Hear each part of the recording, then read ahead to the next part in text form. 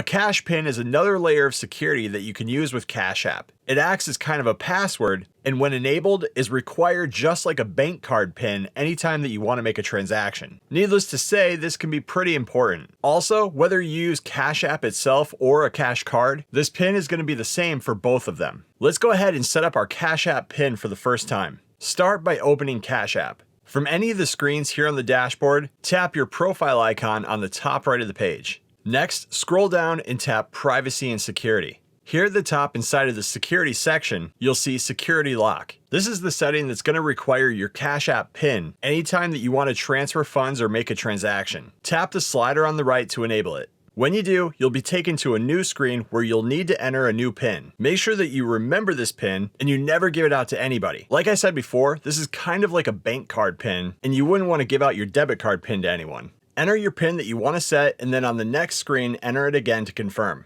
You'll see here at the top that it's now enabled, and you're going to have an extra layer of security on your Cash App with the new cash PIN. If you ever want to change your cash PIN, just head back into this setting, hit Change Cash PIN, use Face ID or Touch ID if you want, and then enter the new PIN that you want to use.